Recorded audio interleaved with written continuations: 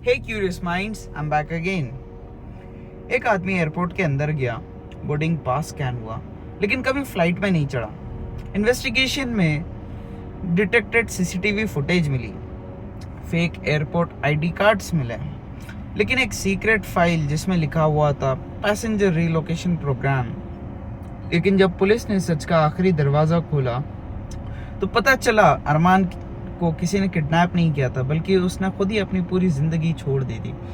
Welcome to hidden diaries. पिछले 2 part में हमने देखा कि अरमान खान एयरपोर्ट से मिस्टीरियसली गायब हो गया। पुलिस को फेक एम्प्लॉय आईडी कार्ड्स मिले, मिसिंग सीसीटीवी फुटेज और एक प्रोजेक्ट एटलास नाम की कॉन्फिडेंशियल फाइल मिली। आज हम जानेंगे कि इन्वेस्टिगेशन का फाइनल कंक्लूजन क्या था और क्यों ये केस ऑफिशियली कभी सॉल्व ही नहीं हो सका। अपने केस कभी सॉल्व ही नहीं होते यार। The secret behind project atlas.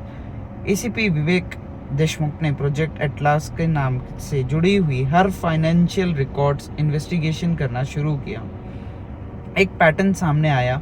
पिछले 8 सालों में इंडिया के अलग अलग एयरपोर्ट से 5 लोग इसी तरह गायब हुए थे। सबके प्रोफाइल ऑलमोस्ट सेम थे। हाई पेइंग जॉब, कोई क्रिमिनल रिकॉर्ड नहीं, हेवी पर्सनल डेबिट या पर्सनल प्रॉब्लम्स,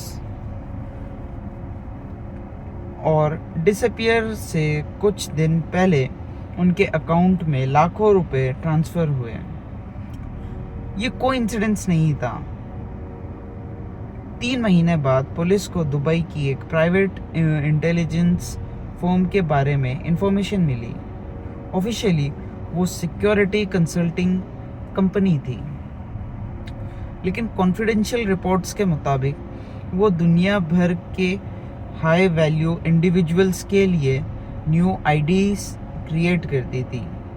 उनके लिए न्यू आइडेंटिटीज, नाम, पासपोर्ट, नेशनलिटी, बैंक अकाउंट, सब कुछ लीगली इम्पॉसिबल लगता था, लेकिन ब्लैक मार्केट में सब कुछ मुमकिन था। हर चीज़ पॉसिबल थी। पुलिस ने अरमान की पर्सनल लाइफ दोबारा इन्वेस्टिगेट की। उसकी फैमिली को सिर्फ इतना पता था कि वो बिजनेस ट्रिप्स पर रहा करता था, लेकिन उसके इनक्रिप्टेड लैपटॉप से कुछ ईमेल्स रिकवर हुई। उस ईमेल से पता चला अरमान के ऊपर लगभग 3 करोड़ 80 लाख रुपए का डेबिट था, 3.8 CR डेबिट, और वो एक फाइनेंशियल फ्रॉड केस में विटनेस बनने वाला था। उसे लग रहा था कि अगर वो कोर्ट गया तो उसकी जान को खतरा हो सकता है। इस दौरान उसका कांटेक्ट हुआ प्रोजेक्ट एटलास से। इन्वेस्टिगेशंस के हिसाब से एयरपोर्ट सिर्फ एक मीटिंग पॉइंट था। अननोन आदमी एयरपोर्ट एम्प्लॉय नहीं था, वो प्रोजेक्ट एटलास का ऑपरेटिव था। कैमरा नंबर 47 का ब्लाइंड स्पॉट का यूज़ उससे पहले ही किया गया था। मेंटेनेंस कॉरिडोर के थ्रू अरमान को कार्गो सेक्शन तक ले जाया गया। वहाँ उसके कपड़े बदले गए, उसका फ़ोन डिस्ट्रॉय किया गया और फेक आइडेंटिटी के डॉक्यूमेंट्स दिए गए। उसके बाद वो लीगली पैसेंजर नहीं था, बल्कि कार्गो स्टाफ के रूप में एक रिस्ट्रिक्टेड एरिया से बाहर निकला वो। इसलिए वो एग्जिट सीसीटीवी फुटेज ना ही बोर्डिंग लिस्ट में। 2 साल बाद इंटरपोल को अर्जेंटीना के एक कोस्टल सिटी में एक इंडियन ओरिजिन बिजनेसमैन की फ़ोटो मिली। फेस रिकग्निशन सॉफ्टवेयर ने 92% मैच कर दिया। नाम अरमान खान नहीं था, उसका नया नाम था आदम करीम। लेकिन जब लोकल अथॉरिटीज़ उस तक पहुंची तो वो एक दिन पहले ही वहाँ से चला गया था। उसके रेंटेड अपार्टमेंट से सिर्फ एक डायरी मिली।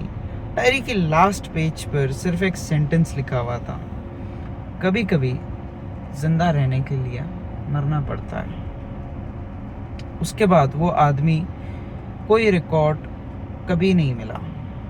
Case closed. एविडेंस स्ट्रॉन्ग थे, लेकिन कोर्ट में प्रूफ करने के लिए काफ़ी नहीं थे। ना डायरेक्ट सीसीटीवी, ना कोई कन्फेशन, ना कोई ऑफिशियल डॉक्यूमेंट। इसलिए 2022 में पुलिस ने फाइल पर लिखा case closed, person presumed alive, location unknown.